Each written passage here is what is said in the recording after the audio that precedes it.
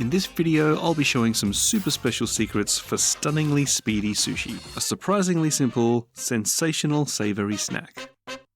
So I'm in the market for a late night snack, and there's nothing in the fridge that's really jumping out at me. So I check the pantry, and that right there looks like a spicy tuna roll just waiting to happen. It may seem a bit intimidating, but you can totally make your own sushi rolls at home really easily with a handful of ingredients from the cupboard. And if you don't have one of those bamboo sushi rolling mats, don't panic. While they do make it easier to get a nice tight roll, you can totally do it without one, and I'll show you how.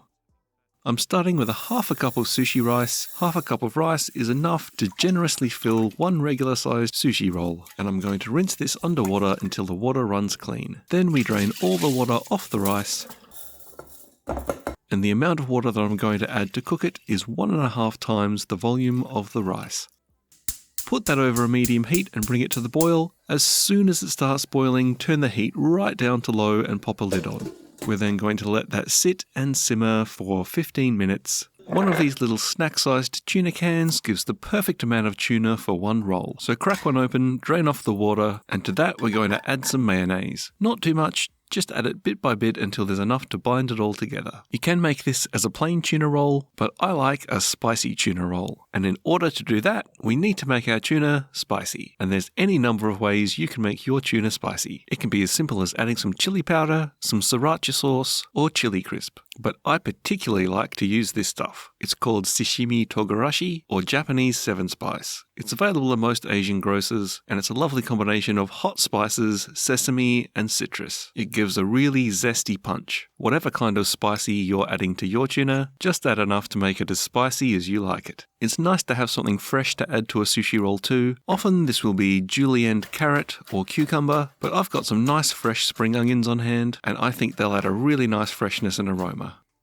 By now, 15 minutes has passed, so I'm turning the heat off for the rice and moving it aside to sit for 5 to 10 more minutes. And then we're going to season the rice. The easiest way to do this is by using pre-mixed sushi seasoning, but if you're feeling keen, you can make your own with some rice vinegar and a little bit of sugar and salt. Now, ordinarily you would cool the rice down by dumping it into a wide flat container and mixing it around with the seasoning while fanning it cool. The reason for doing this is to stop the rice from overcooking and turning to mush. But I find with such a small quantity, it cools down pretty quickly on its own. So I'm just adding a couple of teaspoons of the seasoning, mixing that in, and then going straight to my sushi roll. These sheets of nori have a shiny side and a dull side, and you want to make sure that the shiny side is on the outside of the roll.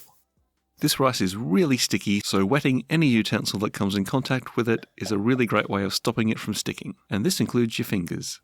Roughly spread the rice out over the surface of the nori sheet, and then use wet hands to spread it out further and get it nice and even.